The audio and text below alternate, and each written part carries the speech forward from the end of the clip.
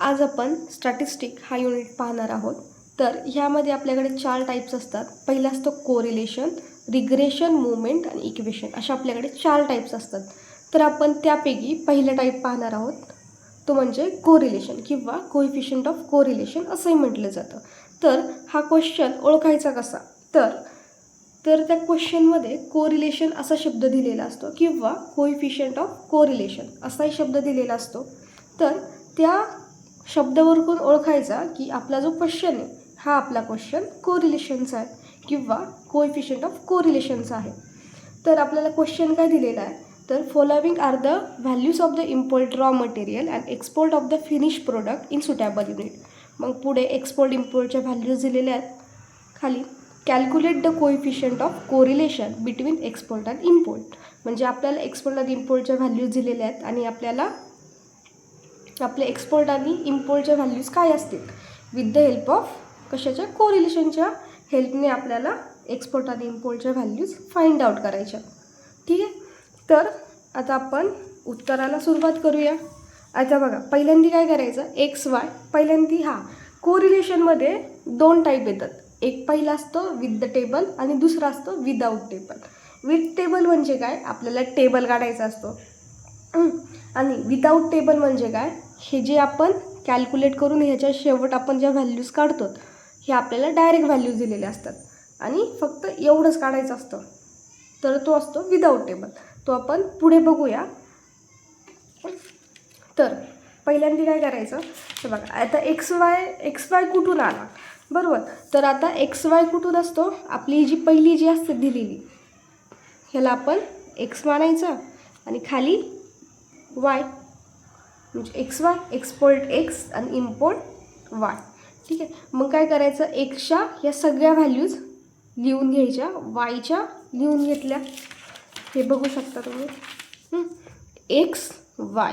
पुढे काय असतो आपला एक्स स्क्वेअर, वाय स्क्वेअर आणि x Y. X Y, x square, Y square आणि एक्स वाय.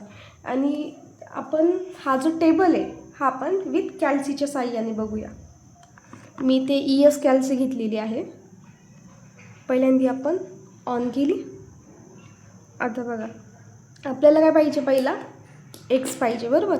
मग एक्स घेण्यासाठी काय करणार, अल्फा इथे एक्स आहे, जो आपण ब्रॅकेट क्लोज करतो ना त्याच्यावरती तिथे छोट्या ह्याच्यात एक्स दिलेला आहे बघा, लिहिलेला आहे, त्यावरून ओळखून जाईल तिथं एक्स आहे. ठीक आहे. मग नंतर काय घ्यायचं, अल्फा इंटिग्रेशन म्हणजे अल्फा इंटिग्रेशन. मग पुढे काय वाय आहे, मग परत अल्फा वाय. वाय कुठे ESD आहे ना तिथे दिलेला आहे, एक्सच्या शेजारीच तिथं वाय.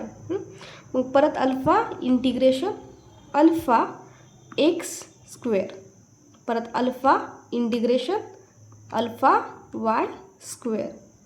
मग परत अल्फा इंटिग्रेशन पुढे काय आपलं एक्स वाय. मग काय घ्यायचं, अल्फा एक्स अल्फा वाय. मग त्याच्या पुढे कॅल्सचं जे बटन आहे ते वाला प्रेस करायचं. आता तिथे एक्स आला आहे, बरोबर आहे. मग आता तिथे आपण एक्सची व्हॅल्यूज पुट करायची. ती किती आपली पहिली 10 इक्वल्स टू वाय 12 आला, x 10 Y 12, x square 100, Y square 144 आणि एक्स वाय 120. मग ज्यावेळेस परत पुढे एक्स येतो त्यावेळेस एक्सची पुढची व्हॅल्यू पुट करायची. पुढे काय 11 इक्वल्स टू 14 इक्वल्स टू 121, 196, 154. अशा प्रकारे सगळ्या व्हॅल्यूज काढून घ्यायचे. आता आपण शेवटचे घेऊया, वाटलं तर 13 घेऊया. 13 equals to 14 equals to X 13 Y 14, X square 169, 196 आणि 182 आधी. मग नंतर काय करायचं, एक्सचे ज्या व्हॅल्यू आहेत ते ह्या सगळ्याची ॲडिशन करून घ्यायची. ती आली आपली 147. सेम तसंच पण बाकी सगळ्यांची पण ॲडिशन करून घ्यायची. वायची घेतली एक्स स्क्वेअर, वाय स्क्वेअर आणि एक्स वाय. अशा प्रकारे सगळ्या ज्या व्हॅल्यू आहेत त्या आपण ॲडिशन करून घेतली. मग आता आपली खरी सुरुवात होती. पहिल्यांदा काय असतो आपला यन काढायचा. यन इक्वल्स टू, आता यन काय असतो, यन म्हणजे नंबर ऑफ ऑब्झर्वेशन. आता नंबर ऑफ ऑब्झर्वेशन म्हणजे काय, ह्याच्यात दिलेल्या ज्या व्हॅल्यू त्या मोजायच्या किती आहेत. 1 2 3 4 5 6 7 8 9 10. म्हणजे आपल्याला जो n जो दिलेला आहे तो किती दिलेला आहे, 10 दिलेला आहे. मग पुढे असतो आपला X bar. X bar equals to, तर त्याचा फॉर्म्युला काय असतो एक्स बारसाठी, summation of X divided by N. Summation of X divided by N. Summation of X म्हणजे काय, एक्सची टोटल ती किती आहे 147 आणि आपला यन किती आहे 10 आहे. मग ह्या दोघांचं डिवायडेशन करून घ्यायचं, मग तो किती येतो 14.7. मग थर्ड काय घ्यायचा आपला वाय स्क्वेअर. वाय स्क्वेअर काय असतो, सॉरी वाय बार. वाय बार काय असतो समेशन ऑफ, इथे एक्स आहे ना, इथे फक्त वाय टाकायचं, बाकी सगळं सारखंच. Summation of Y divided by N. मग वाय किती आहे आपला 170 डिवायडेड बाय 10, म्हणजे तो किती आला आपला 17. मग नंतर पुढे आपला असतो कोरिलेशन. कोरिलेशन जो आहे तो आपण आरने डिनोट करतो. आर इक्वल्स टू, त्याचा फॉर्म्युला कसं लक्षात ठेवायचा ते पण बघूया आपण. आता आर इक्वल्स टू काय घ्यायचं, समेशन ऑफ दोघांचे घ्यायचे एक्स वाय, म्हणजे summation of X Y minus करायचं, नंतर त्याला यननी मल्टिप्लाय करायचं, म्हणजे यननी एक्स बार आणि वाय बारला करायचं, म्हणजे N X bar Y bar. हा लक्षात. Summation of X Y minus यननी मल्टिप्लाय, वरती फक्त बार बार टाकून द्यायची, म्हणजे एक्स बार वाय बार. मग खाली काय करायचं, डिवाइड अंडररूट घ्यायचं, under root summation of X square. Summation of X square minus N X bar square. परत एक अंडररूट घ्यायचं, आधी ते एक्स आहे ना, ते जिथे एक्स आहे तिथे वाय टाकायचं, म्हणजे summation of Y square minus N, इथे काय एक्स बार स्क्वेअर आहे, मग इथे काय टाकायचं वाय बार स्क्वेअर. झालं फॉर्म्युला पण पाठ. R equals to summation of X Y minus N X bar Y bar divided by under root of summation of X square minus N X bar square under root summation of Y square minus N Y bar square. मग पुढे values put करायच्या. Summation of X Y किती आलेली आहे आपली 2638 minus N किती आहे आपला 10, नंतर एक्स बार वाय बार 14.7 आणि Y bar 17 divided under root of X square 2291 minus N 10 आणि एक्स बारचं स्क्वेअर आहे ना, म्हणजे काय येईल 14.7चा whole square multiply under root of Y square 3056 minus N 10 Y बारचा स्क्वेअर म्हणजे 17 होल स्क्वेअर. आता काय करायचं, सेपरेट जे आहेत ना, हे जर तुम्ही एवढं सगळं पूर्ण कॅल्सी जर टाकलं तर ते आपल्याला एरर दाखवेल. मग काय करायचं, सेपरेट आपल्याला हे करायचं. पहिल्यांदा एवढं करायचं, मग पहिल्यांदा वरची जी व्हॅल्यू ती कॅल्सीत पुट करायची, मग नंतर पहिला स्क्वेअर रूट घ्यायचा, नंतर दुसरा स्क्वेअर रूट घ्यायचा. म्हणजे बघा कसं करायचं. आता पहिल्यांदा काय 2368 मायनस 10 मल्टिप्लाय ब्रॅकेट घेऊया आपण 14.7 ब्रॅकेट कंप्लीट, परत bracket 17 bracket complete equals to ती किती आली आपली 139. मग ती लिहून घ्यायची 139 डिवाइड. मग पुढे काय अंडररूट आहे, अंडररूटसाठी इथे घेतलं under root 2291 minus 10 in bracket 14.7 bracket complete आणि त्याचं स्क्वेअर आहे इथं स्क्वेअर इक्वल्स टू तो किती आला आपला 11.40 मल्टिप्लाय. दुसरा under root 3056 minus 10 in bracket 17 bracket complete square equals to हे असं आलं.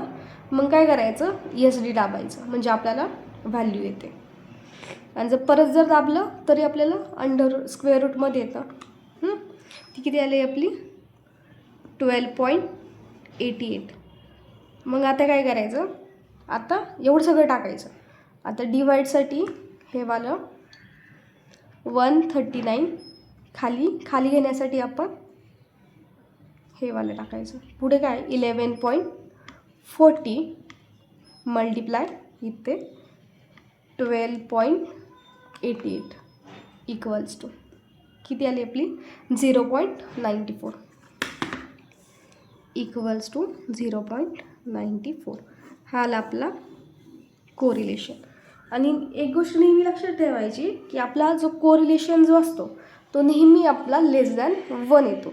लेस दॅन 1 म्हणजे काय की जो नेहमी 0 पॉईंटमध्येच येणार. 1 कधी येत नाही किंवा 1पेक्षा जास्त मोठाही कधीही येत नाही. 1 नाहीत, 2 नाहीत, 3 नाहीत, 4 नाहीत, कधीच काही नाहीत. तो नेहमी काय येतो 0 पॉईंटमध्येच येतो. 0 पॉईंटमध्ये काही पण येईल. 0.94 आला. ठीक आहे. तर तो काय असतो आपला कोरिलेशन जो नेहमी लेस दॅन 1 असतो. आता ही आपण विथ टेबलनी बघितली. आता आपण विदाऊट टेबल. विदाऊट टेबल म्हणजे काय, हे आपल्याला ह्या व्हॅल्यूज दिलेल्या असतात आणि आपल्याला फक्त एवढंच काढायचं असतं. आता बघा आपल्याकडे क्वेश्चन काय दिला आहे, find the correlation coefficient between x and y given that n equals to 25, summation of x equals to 75, summation of y equals to 100, summation of x square equals to 250, summation of y square equals to 500, summation of xy equals to 325.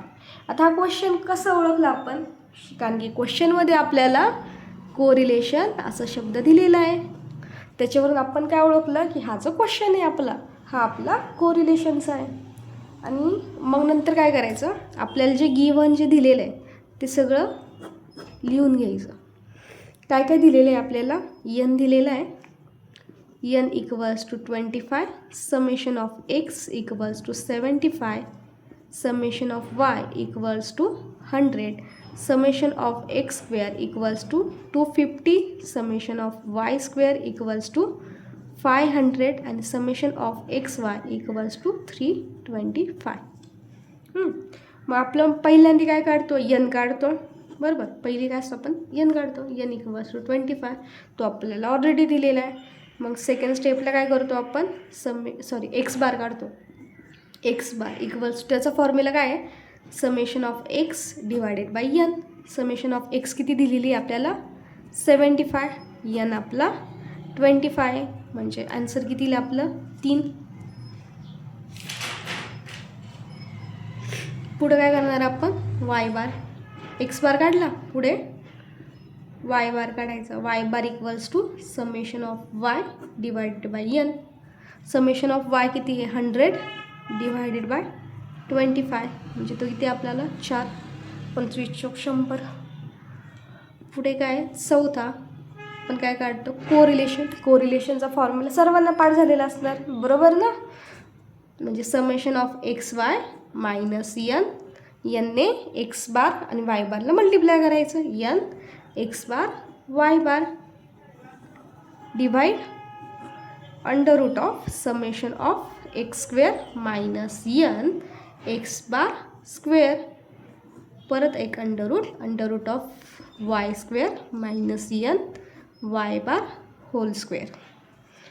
मग values आपण put करून घ्यायच्या. XY किती आहे आपली, XY 325 minus n किती आहे 25, y बार x bar आणि y बार 3 आणि 4 divide under root of x square 250 minus 25 of 3 चा स्क्वेअर, परत एक under root y square 500 minus n 25 आणि y बारचा स्क्वेअर म्हणजे 4 स्क्वेअर. मग सेम तेच करायचं. पहिल्यांदा सेपरेट एक कॅल्क्युलेट करून घ्यायचे. 325 मायनस 25 ब्रॅकेट 3 ब्रॅकेट कंप्लीट, परत bracket 4 bracket complete equals to 25 divide under root 250 minus 25 in bracket 3 bracket complete square equals to 5 into in bracket 500 minus 25 in bracket 4 whole square equals to 10. मग divide 25 खाली 5 into 10 equals to 0.5. ह्याला आपला correlation R किती आला आपला 0.5 आला लेस than 1. आणि ज्यावेळेस ॲन्सर जर कधी ॲन्सर लेस दॅन 1 ग्रेटर दॅन 1 आलं किंवा ग्रेटर दॅन 1 आलं तर तिथे समजायचं की आपलं उत्तर चुकलेलं आहे. कारण की नेहमी कोरिलेशन जो आहे तो हा नेहमी लेस दॅन 1 येतो, तो नेहमी 0 पॉईंटमध्येच येतो. ठीक आहे.